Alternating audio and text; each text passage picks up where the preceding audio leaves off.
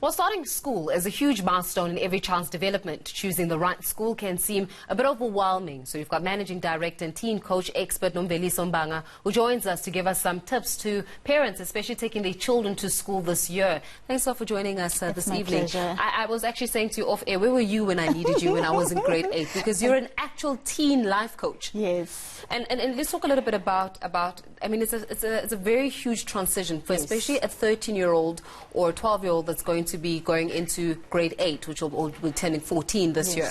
And that huge transition comes in with going to big people's school and coming in with the different changes, new friends, new environment, new pressures, especially when it comes to education. Let's start off with the young people. How do young people actually navigate that space very effectively? Because some of us had to get burnt every single time in order for us to even get out just making it.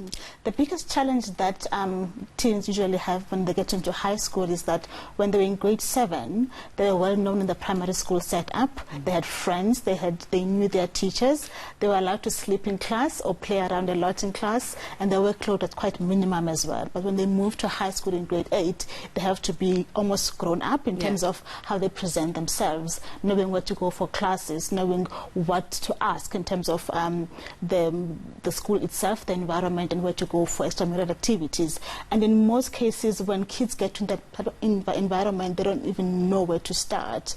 Also, you have the grade 8s and the grade 12s, and often the grade 12s prey on the younger ones in certain ways, from initiation to turf wars in terms of the school itself. So in most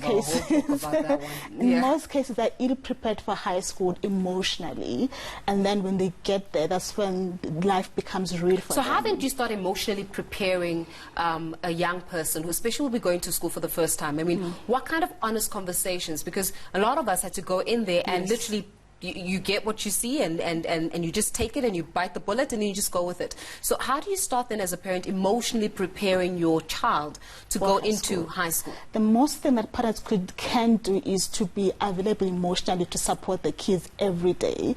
In terms of when a child comes back from school, you need to be able to know how was your day, how did you interact with your school today, and then be able to listen without being judgmental of how they are responding to them.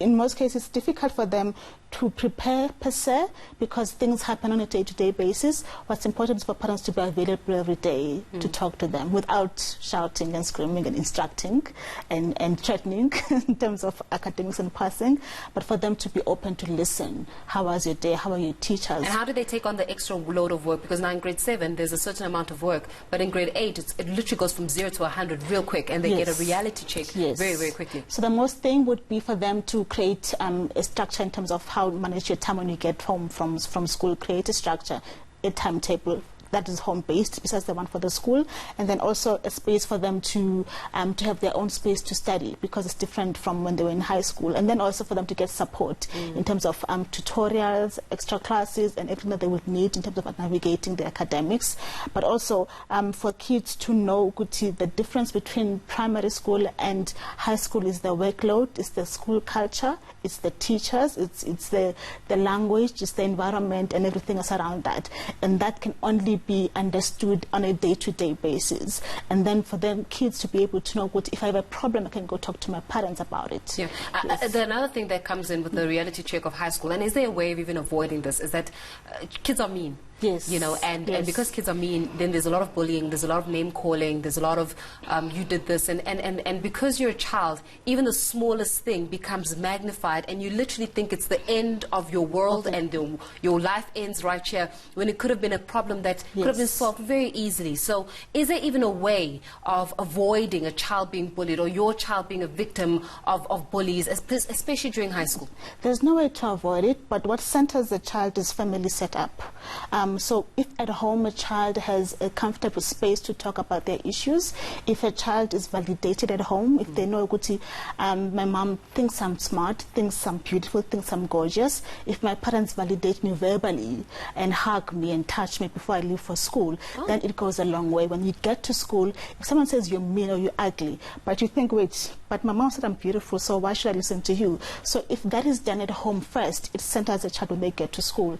Problem we have is that we send kids to school in an empty emotional space where we were so busy getting ready for work that we forgot to say, but you're beautiful today, my child. So we need to fill the cup every home. single day, the emotional cup of the child. And you're saying that a sense touching the child is very important every single day. Yes. Okay, so it literally is. This is where were you when you were in high school? That is a big question that I've got for you, right? Where were you when I was a teenager?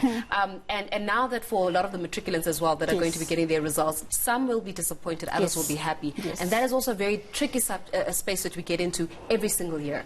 One important thing for parents to remember is that matric is done, as in they can't go back and fix anything that happened last year. So it won't help for them to show their disappointment. I think my thought was parents should accept that it's done.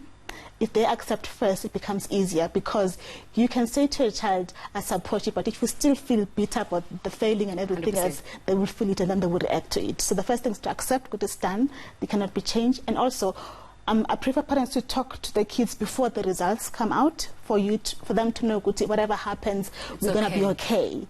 And then once you know the results, create a step of action of what's going to happen in the following year in terms of if you've passed, where you're going to go. It's quite interesting that even in 2019, 2020, we still have kids who have not planned for the following years yet.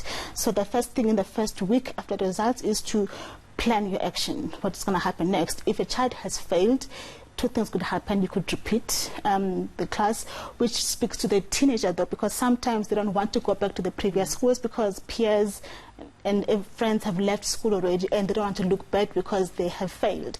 So it's a matter of defining what failure is and defining what winning is, and that sometimes we go back before we go forward, or sometimes we stand still before we go forward, and sometimes we have to look at our failures up front and face them and be able to prepare for our future in a better way.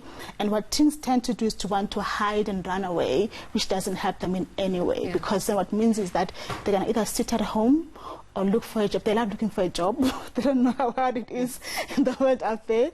And sometimes those things delays them more than anything else. So it's a matter of parents centering the kids and saying, whatever happens, I'm going to support you. I think that is very key, what you've just said, that you need to be able to, as a family, to define what failure is and what success means. And one take-home is the fact that if a child, when a child lives with you, they must be touched every day, and their emotional cup even must if be they're filled 18 or 17. every single day. Oh, especially if they're 18 or 17. I think they're most sensitive then. So we have to leave it there for this evening. But thanks a lot for joining us and shedding some light in terms of how is it that you can better prepare your young person as they enter into the next phase of their lives. Nomveliso Mbanga from Maine Development Institute giving us the latest on that.